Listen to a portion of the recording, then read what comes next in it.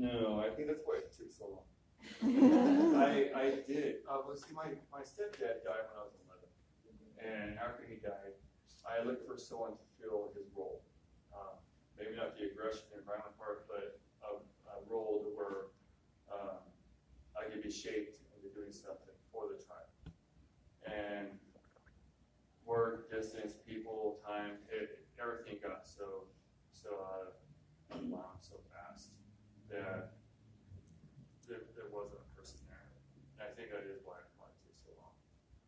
Because, being a custodian, being a dishwasher, being a cook, they're decent professions, but they're not something you think about when you're really, I'm going to talk to my guidance counselor, and this is what I'm going to do.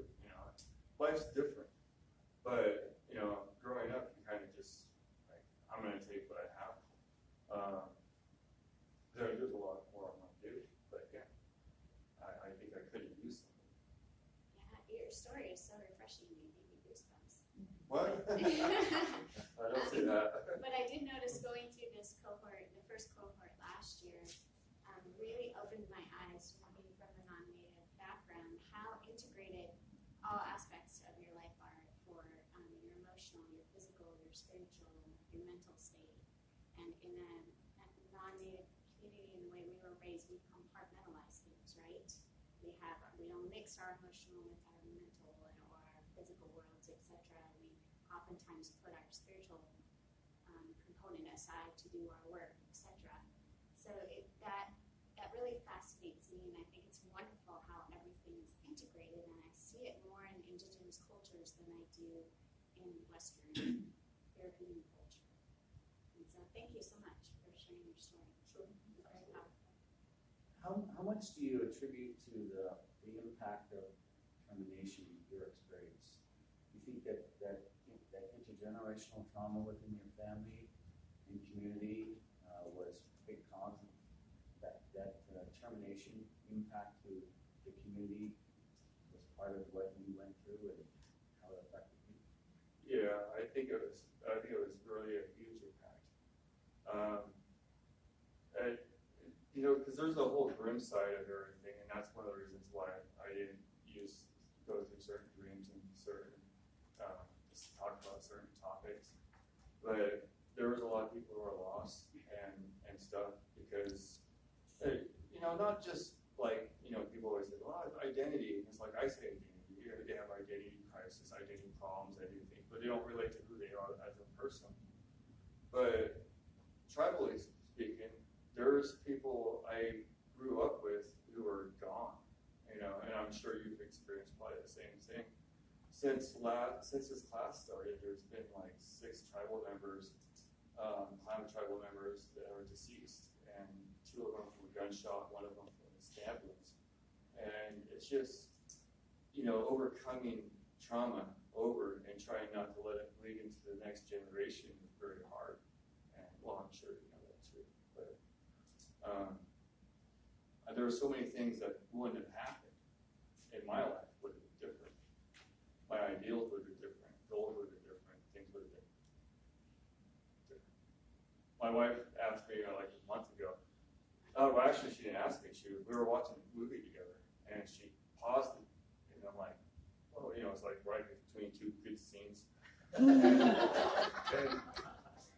I look at her, and she goes, "I'm not who I'm supposed to be." And I'm like, "All right, shut up, TV." And it's so real, It's like none of us are who we're supposed to be. This is the best version of me so far. I've never actually been alcohol anonymous, any alcohol treatment group. But when I was getting my bachelor's degree, we actually sat in and was part counseling with a group of people.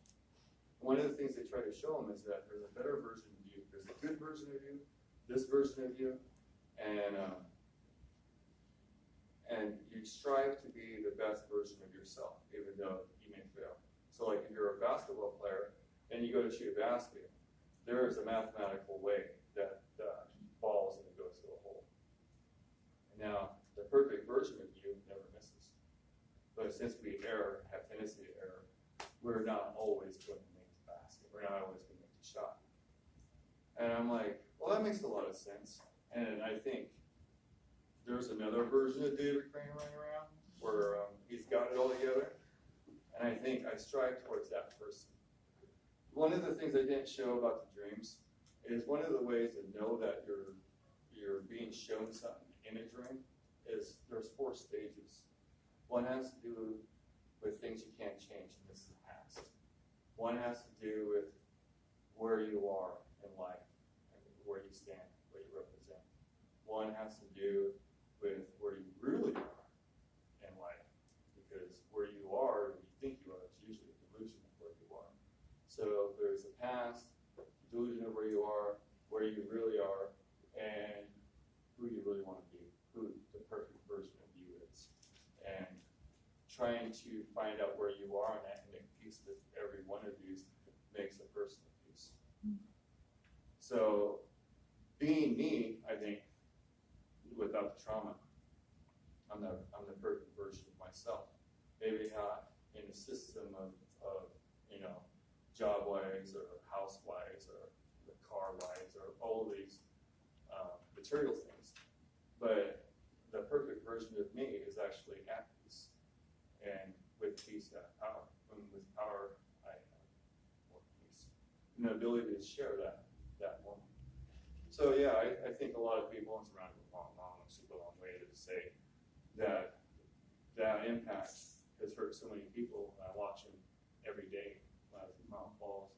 People used to come to me in the store and say they took the taxi, they took my house. Or people would see me, can you help us here with this? We don't have food, or we help us here. Every program Clowns Tribe ever came out with, I was pretty much either on or was part of, not a worker as a part of. I mean, I needed funds, needed clothing, needed some kind of thing. Job skill. They helped me with job skills. They helped me with receiving clothes and stuff, and helped me with my education when I filed for grants.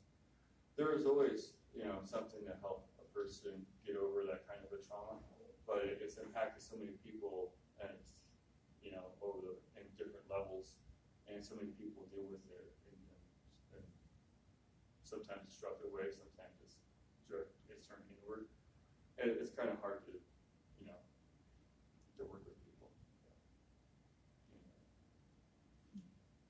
Hey, David, I know that in the past you have spoke to me and mentioned that you're not near as eloquent and you wish that you were or wish that you could be, but you are definitely a very eloquent speaker. Yeah. Oh. Yeah, it's smoke and mirrors. I think the things that you share are very, very powerful for all of us. We really appreciate that. Thank you for sharing it.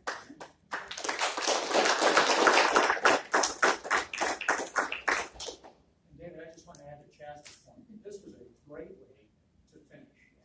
Oh. We really put a nice bow on this. We put some reflections on this. So thank you for that very, very much. You're also a really tough guy to follow. Well, I was thinking about everyone else being tough to follow. I was sweating bullets at 9:15. I'm like, I can't do this guy. Someone else got to go. And I looked at my name at the bottom list. And I was like, oh, this is great. Thank you. Thank you. Thank you.